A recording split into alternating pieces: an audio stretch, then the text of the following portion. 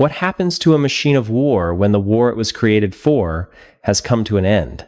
Not in textbooks, but in real life, among abandoned roads, empty forests, and silent factories.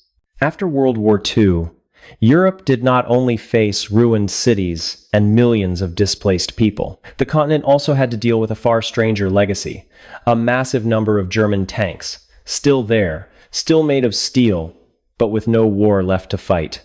For the victors, these were not simply scrap metal. Every tank raised a question: should it be destroyed, studied, or put back into service? And it was these very choices that gave rise to little-known stories in the years after 1945. When Nazi Germany signed the document of unconditional surrender on May 8, 1945, the Panzerwaffe, once a symbol of the power and speed of modern warfare, had, in reality, already collapsed long before.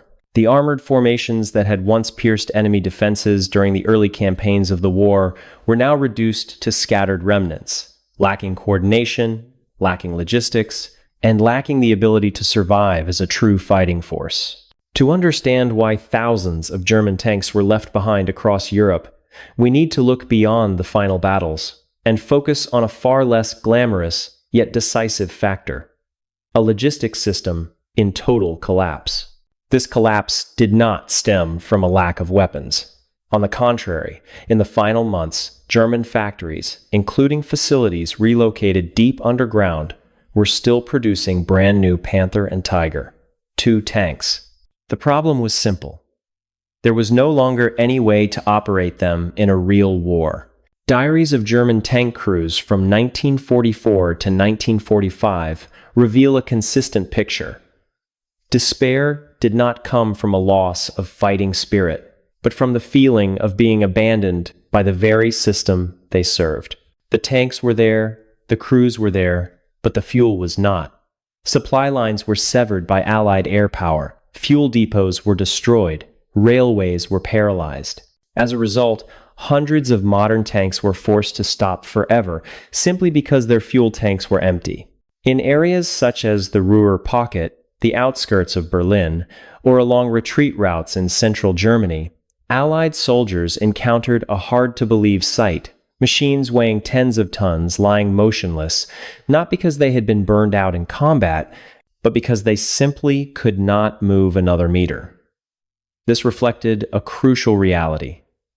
Mechanized warfare is not decided by firepower alone, but by the ability to keep moving. Another detail revealing the systemic collapse was deliberate destruction. Under orders from the High Command, many German crews, when forced to retreat, sabotaged their own vehicles. Rather than destroying the entire tank, they often targeted key components, such as the gearbox, the drive shaft, or the engine, the parts hardest to replace. In some cases, sugar or sand was poured directly into the engine compartment to ensure the tank could never be reused.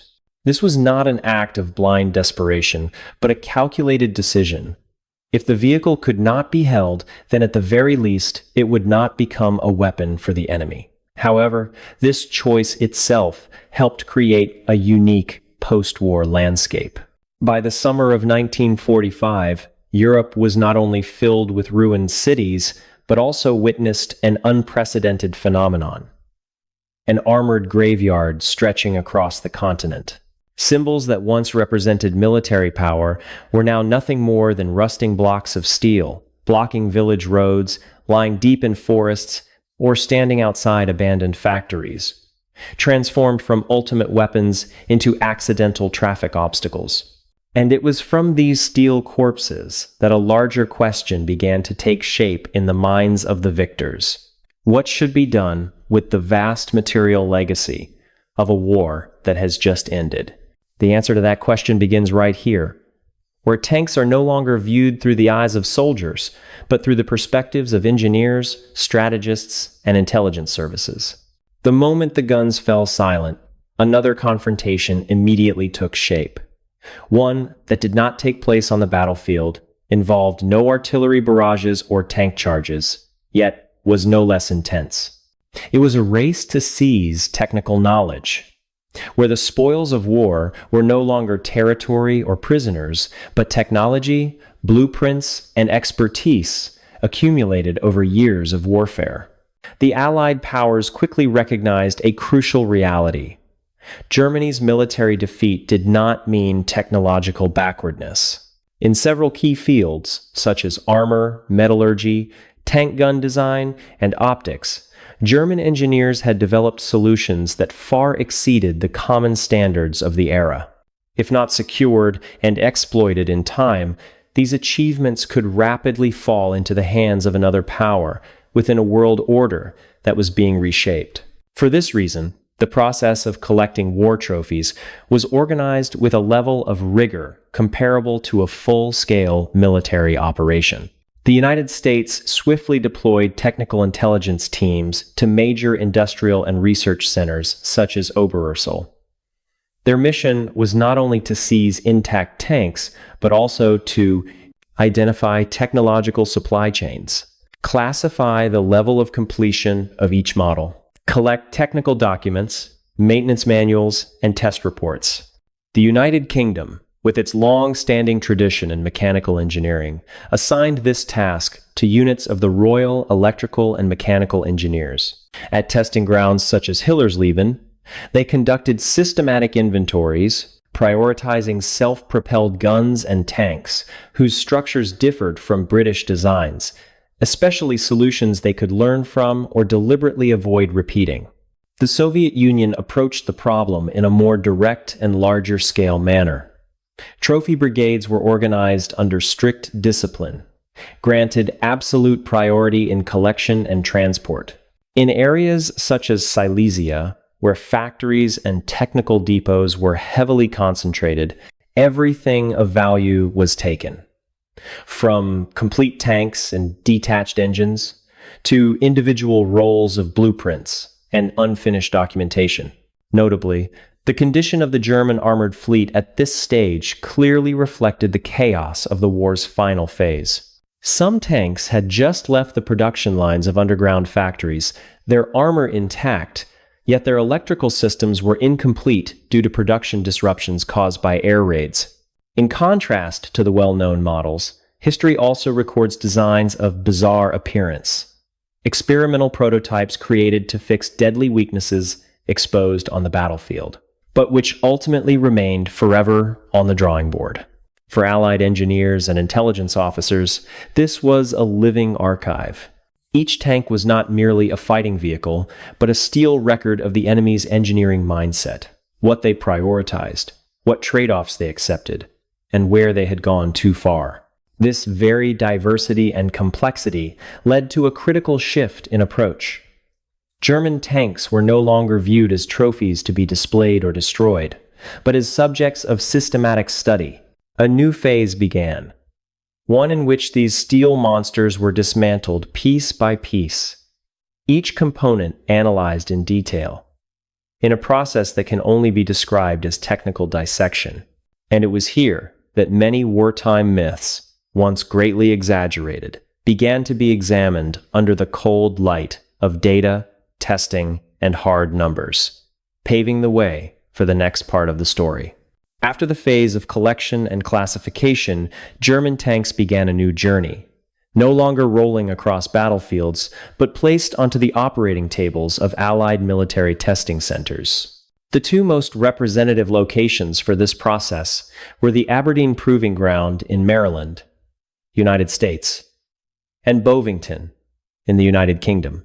Here, German tanks were not judged by emotion or wartime prejudice, but by data, testing, and engineering standards. For that reason, a neutral analysis was essential, because the final results shattered both extremes.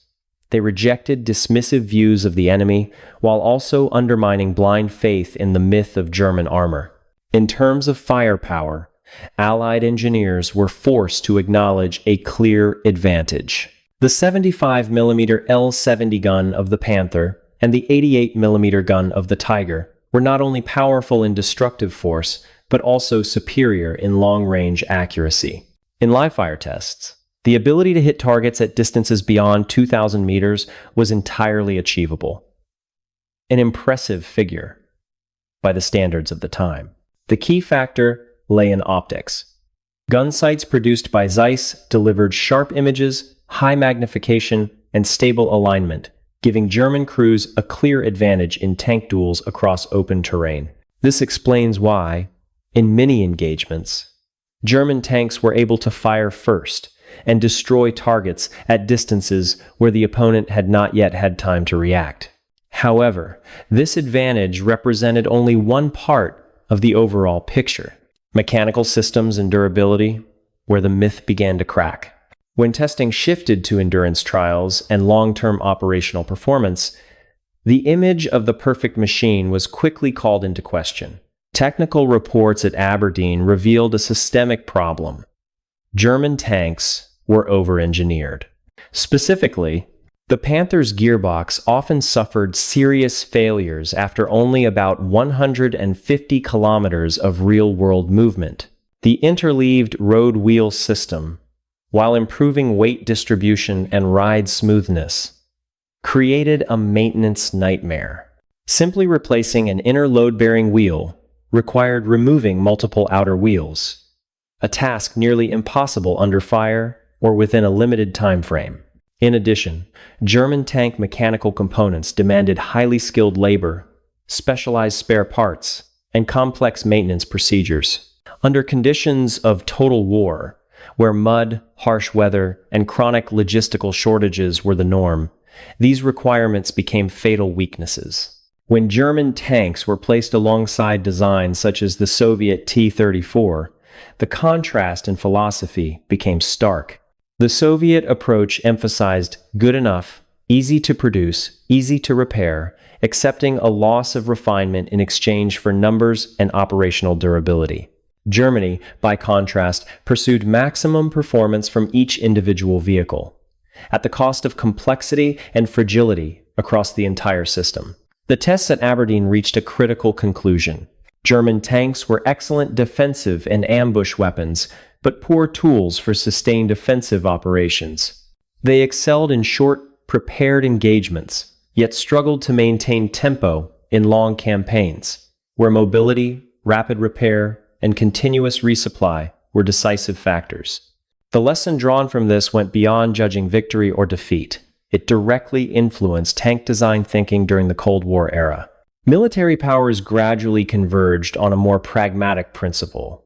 Simplicity, reliability, and field maintainability mattered just as much, if not more, than impressive technical specifications on paper. And as these lessons were absorbed, the fate of thousands of surviving German tanks began to shift onto a different path. One where they were no longer objects of study, but problems to be resolved in the post-war world.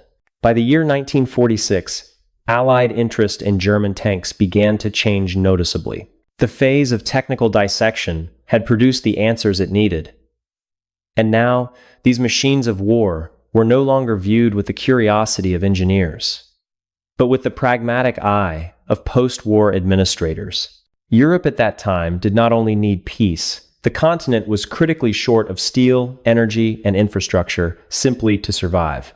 In that context, Germany itself faced a fundamental requirement: complete demilitarization. Not only politically, but materially as well. To ensure this, the Allied Control Council issued Directive Number 30, ordering the dismantling and destruction of all remaining military structures, equipment, and vehicles. This was not merely an act of punishment, but a calculated move to prevent any future rearmament, while simultaneously freeing valuable resources for reconstruction. From this point on, a campaign that could truly be called swords into plowshares unfolded on a scale never before seen in modern European history. In the Ruhr region, Germany's heavy industrial heartland, Panthers and Panzer IV tanks that had once dominated the battlefield were hauled away and assembled in front of steel mills. Armor blocks made of special alloys, originally designed to resist armor-piercing rounds, were now cut apart with blowtorches, fed into furnaces, and melted down. The steel from these tanks did not disappear. It was reborn in entirely different forms. Bridge girders, reconnecting divided cities. Railway tracks, serving civilian transportation.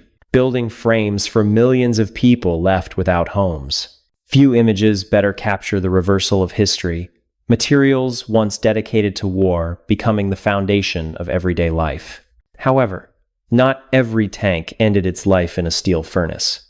Some followed a more unusual fate, tied to very specific needs of the post-war era. In the field of civil engineering, in Austria, along the Enns River, engineers made precise use of German tanks as weighted reinforcements. Using bulldozers and heavy equipment, they pushed tank hulls into riverbeds and embankments to strengthen levees, prevent erosion, and stabilize the terrain. Over time, soil and stone covered them, grass grew back. Today, beneath the peaceful green fields of rural Austria, those steel skeletons are still there, quietly holding the land together, rather than tearing it apart.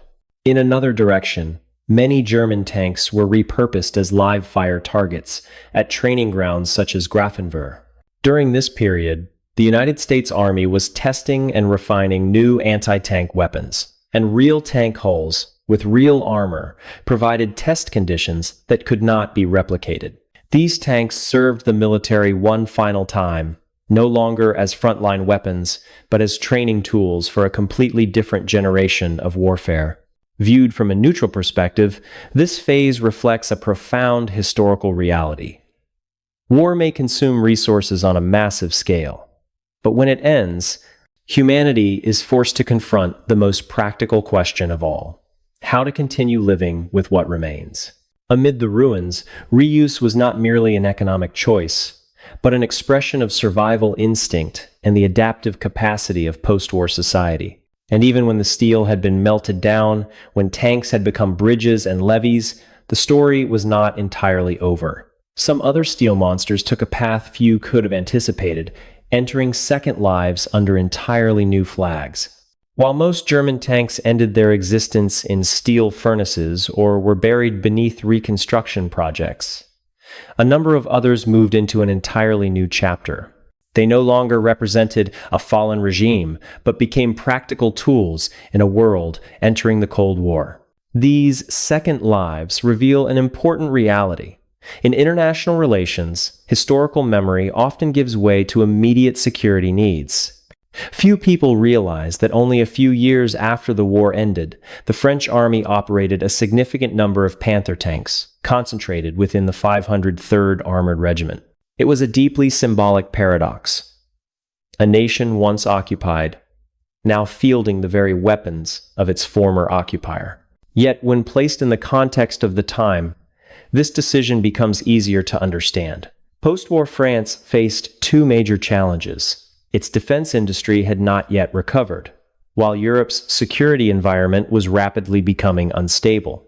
In the short term, the Panther was the only available tank with sufficient firepower and armor to meet defensive requirements. Even so, this pragmatism soon revealed its limits. Problems previously identified during Allied testing quickly reappeared in real-world service. High maintenance costs, low reliability, and most critically, a severe shortage of spare parts.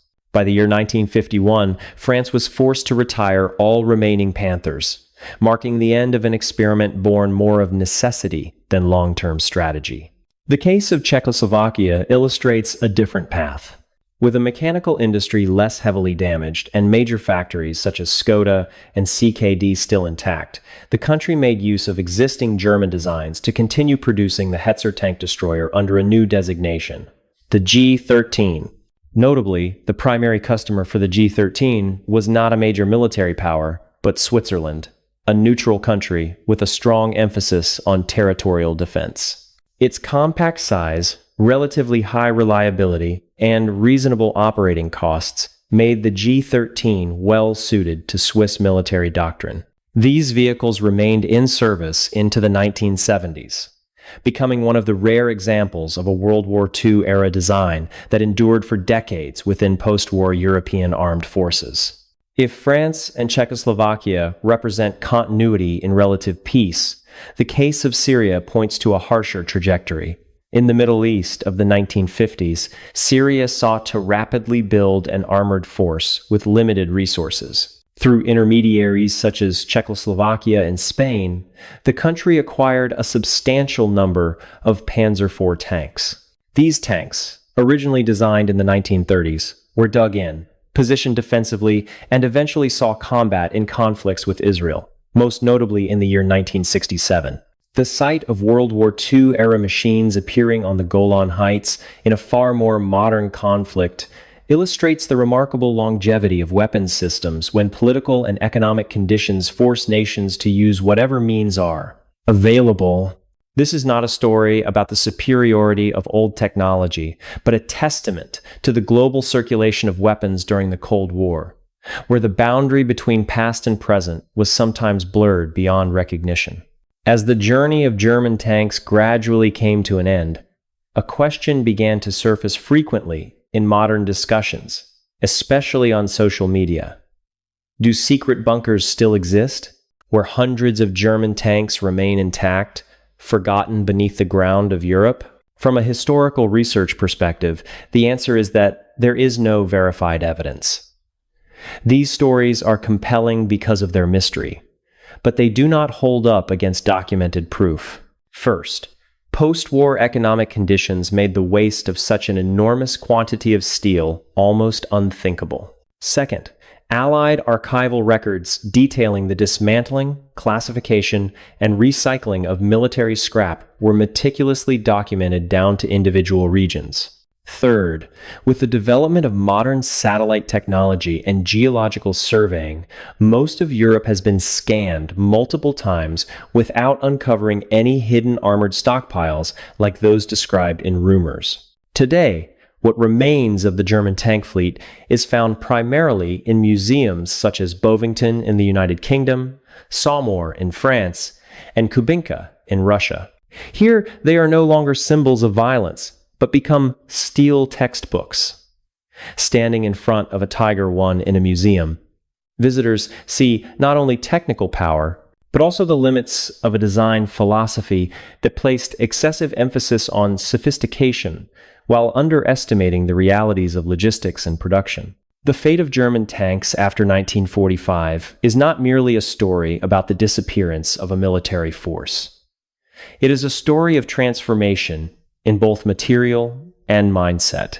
From weapons serving a totalitarian regime, they became objects of study, sources of reconstruction material, temporary defensive tools, and ultimately, historical witnesses. The end of this armored fleet helped shape a new era in global military engineering, one in which reliability, standardization, and mass production were prioritized over impressive but unsustainable technical specifications.